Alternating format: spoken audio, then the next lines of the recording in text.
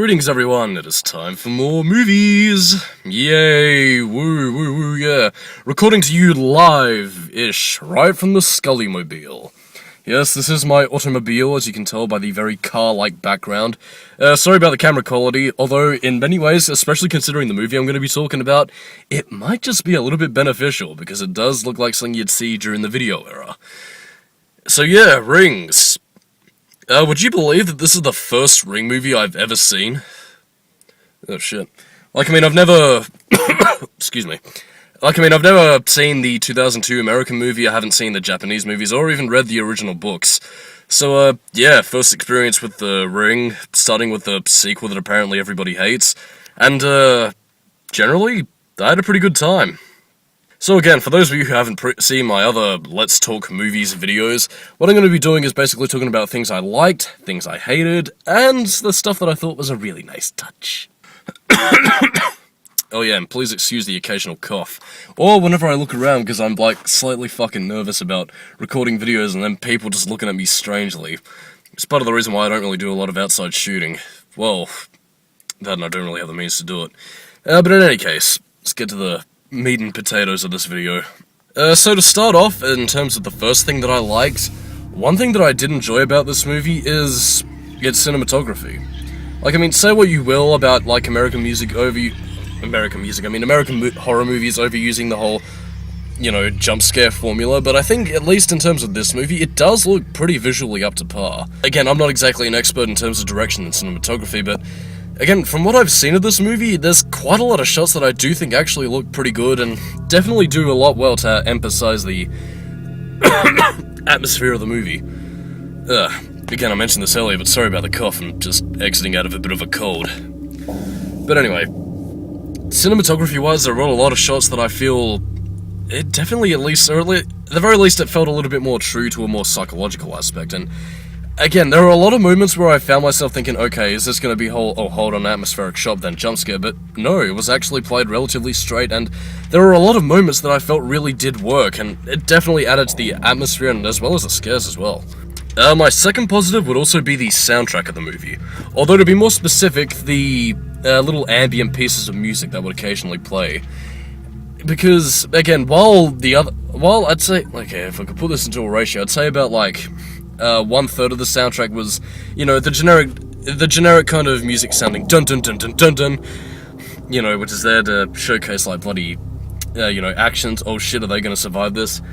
But the other part of the soundtrack was, some ambient musical pieces, which were generally well strung together, and it's kind of, and again, being the ambient music fan that I am, I did generally enjoy that kind of stuff, and again, honestly, say what you will about the movie itself, but I really want to find the soundtrack to this movie after this, because, again, that was some pretty decent music. I guess the third positive I could bring up is actually, and again, even though you don't really see the Sadako/Samara creature all that much, I really did like some of the effects on the creature herself, because, again, even though it is just a very stripped-down, basic, pale, white dress and all that kind of stuff, there was a bit of a noise effect that ran all across her body, which made her stick out compared to the rest of the environments, and that's especially noticeable in the opening kill. But again, it's an effect that I really do enjoy, because, it brings your attention to the monster. And at the same time, though, you can see, that the origin is from the videotape. Or rather, the MOV file, because, gotta set this on a modern-day Earth, man. But yeah, seriously, man, again, it's such a simple thing, and, even though it is what could basically amount to just shoving a filter on top of somebody, it's an effect that I think really did work to the movie's advantage.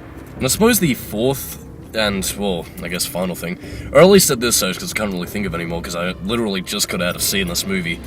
The fourth and final positive thing I have to say about this movie is, in part, the ending. I'll bring up the good part of it, and I'll talk about the bad part of it in the, at the very end of it, because, again, it was a really great sequence, but the last part of it just kind of hampered it because, modern-day Earth, man. But again, I'll get into it.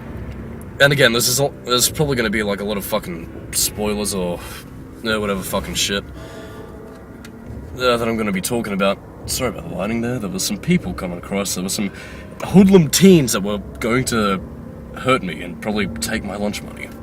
Going to lock the vehicle, just to be safe. Why the fuck am I so fucking paranoid? Like, I mean, if you're watching me right now, you'd swear that I was running from fucking Sadako or whatever. Or am I? Maybe. But anyway, case in point.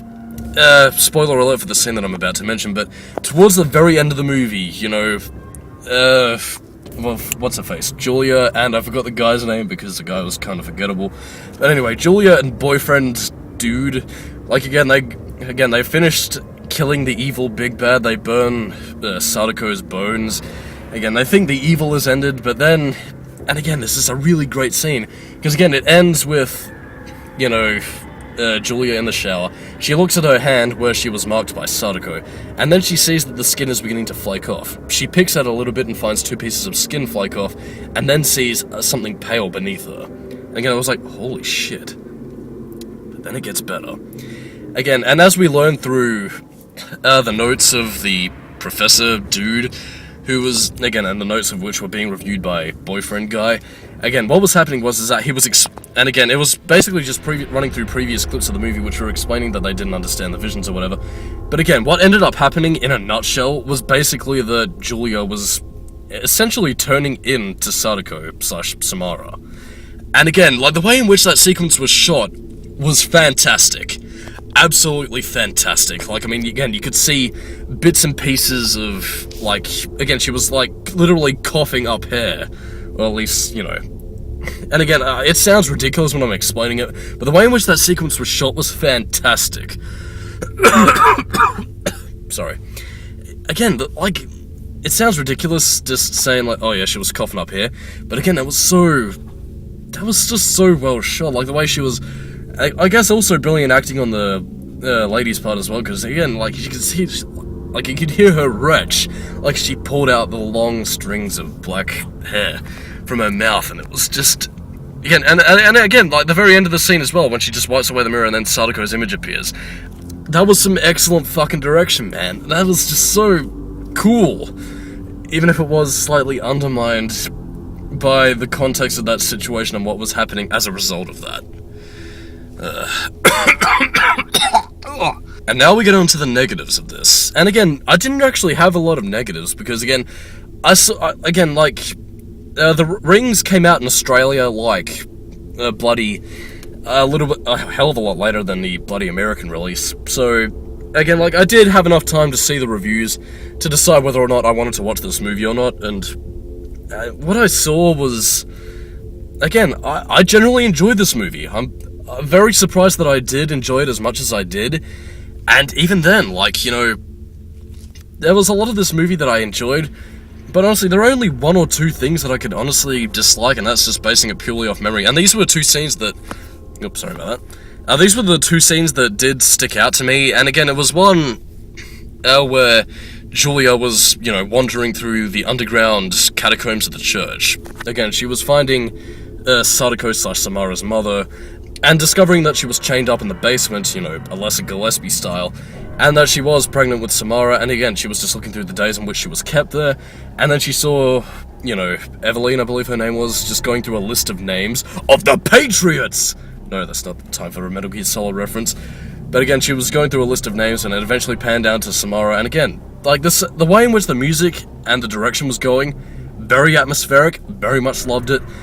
But then there was just an awkward cut over to, you know, boyfriend dude and, you know, crazy old witch lady who was there to explain the story.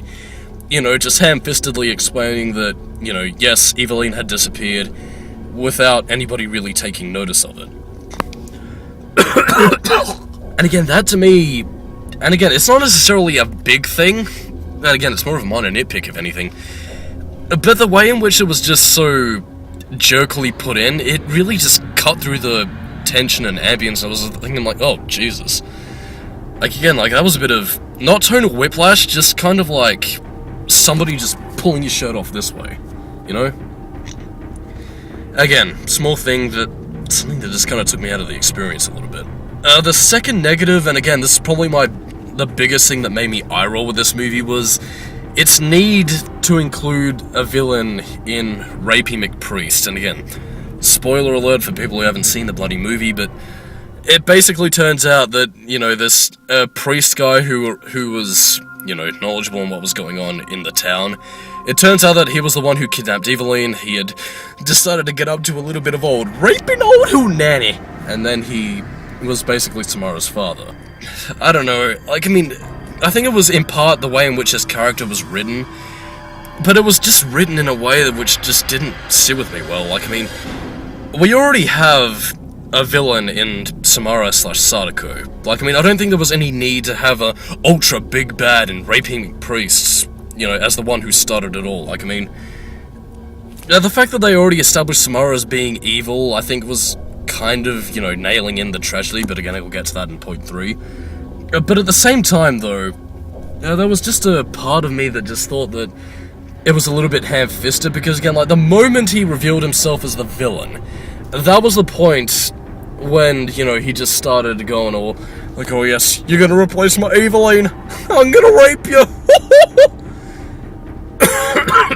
Again, like, he was gonna sacrifice Julia to Sadako again just to sate him, or at least to sate her, I guess. But, the need to include a villain when you already have a villain just feels so ham-fisted. And especially when you consider the fact that, and again, I don't know if any of this was touched upon in the 2002 movie, especially since, you know, critics have criticized this for retreading plot points. And again, I'm not sure if there was anything explained in the first movie that I'm missing here, but it just feels so forced. And again, the third point of criticism, and again, not quite as major as the, you know, raping me priest, yeehaw! But again, one that did rub me the wrong way all the same was really how... really how inconsistent Samara's/Sadako's portrayal was. Because again, the movie seemed to bigger up as this unstoppable force of evil, but at the same time, they tried to add a bit of tragedy to the character, which, again, I don't mind. Like, I mean, again, I'm one of those weird fucking people that thought it was okay to add tragedy to characters like, you know, Jason or Michael Myers or whatever. But again, the way in which they did for Sadako was just odd. And again, that was just the way in which they did, or at least portrayed a character in some sense. Oh shit. There are some scary people. God damn it, why are they walking around here? God, I lost my train of thought. But again, this is the way in which they just inconsistently characterize.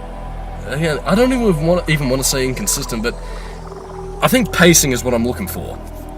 Like, I mean, again, they set her up as this unstoppable force of evil for the first half of the movie to get the viewers scared of her. And again, you know, I can understand that. But the way in which they try to include tragedy to the character, and again, I think this is mostly based on the end of the movie as well, it's done in a way in which, you know, you're not really sure whether or not you're supposed to care or be sad that Sadako was necessarily in this situation, or if you're supposed to be terrified and that, again, this kid was evil all along.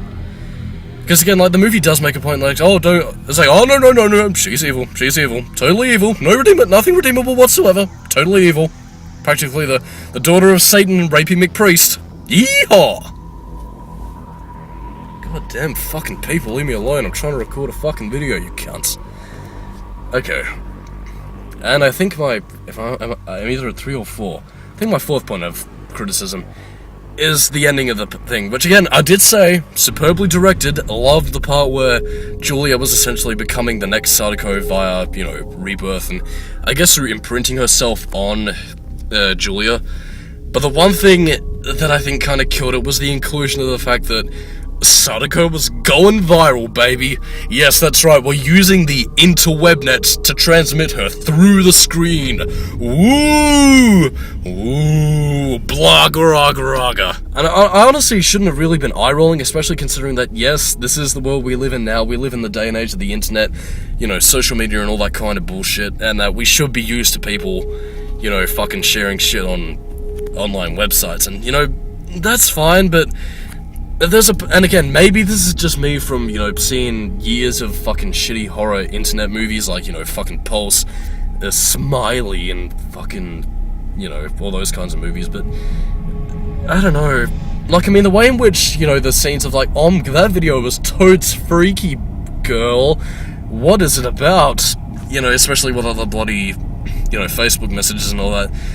Kind of rubbed me the wrong way, because again, like, when I see internet speak, I don't really get the whole human element of it, which I feel is kind of essential when you're creating a horror movie, because you need the human element in order to feel fear. You need them to feel connected to the movie, and again, with social media, you just don't get that. I'm not saying that it can't be done, but it's something that I don't think really worked. I mean, especially when cross-cut with, you know, bloody Julia turning into Sadako and, you know, boyfriend dude freaking out. Like, I mean, again, that was the one part that kind of shot the scene in the arse for me. Didn't completely ruin it, but again, it was something that just rubbed me the wrong way. And nice little touches of the movie. What can I do? In a general sense, I did like the music, and again, a lot of what I'm going to be reiterating is what I brought up in the positives. Again, I enjoyed the music, and I really do want to find the soundtrack as soon as I get home. And, I guess a lot of the nice little touches I brought up in the positives, actually. I suppose something I can bring up is that I thought the performances were pretty decent. And, yeah, one nice little touch, actually, now that I think about it. The characters. I actually found them tolerable, which is something I cannot say for a horror movie, because again, maybe I'm just looking at this with completely lowered standards after years of dealing with horror movies from like the late 2000s and mid 2010s, you know, with just fucking douchey characters who you're just there to see, you know, to root for the villain and just there to see them get killed. I actually genuinely like the two lead characters. Like, I mean, even if I can't remember boyfriend dude's name, I did at least like Julia, and I did at least like their relationship, which again, might have some people, you know, rolling their eyes at their, you know, little love fests at the beginning of the movie to get, you know, just to let the viewer get to know their characters. But, and again, maybe this is just me being a complete fucking sap, but I love shit like that. Like, again, I genuinely like these characters, and I was quite worried about them and wanted to see them survive. So, yeah, that's a positive for this movie. Again, it should be a fucking given, and I don't even know why I'm giving it a positive reception. But you know what? If I can see more horror movies like this with characters I actually care about, I'm all for it. I guess, closing thoughts, and again, I'd just like to reiterate, this is coming from somebody who has never seen any of the Ring movies before. I am probably going to do so now, actually, because again, I love the imagery beforehand, but this movie has really gotten me interested to check out a lot of the other movies, you know, whether Japanese or English, and even reading some of the books as well, because again, I did some research, like, before I went to see this movie. Sorry. Yeah, I did some research on before seeing this movie, and I really want to see the origins of the source compared to what a lot of the movies, both Japanese and American, adapted. Because again, there are a lot of Japanese movies, and there is the original 2002 movie, and the short movie Ring 2, I believe. So yeah, I'd have a lot of movies to watch, and I would really like to see more of this franchise. But I guess, if I could generally recommend the movie to people, again, this might vary depending upon whether or not you've seen the Ring, or how tolerable you are of horror movies like this. I'm not going to say it's the scariest movie I've ever seen, but it is a movie that I think does do a decent job in conveying what the Ring is, and one that does, you know, generally do well to be entertaining. Like, I never found myself bored in the movie, even despite some of its problems. You know, and in a general sense, if a movie can do that for me, then it's earned my respect in my book. So on that note, I'm Skully, keep it new metal, and I'll see you. Oh my god. Black hair! Well, hopefully nothing bad happens to me. What happened to the lights? Bloop!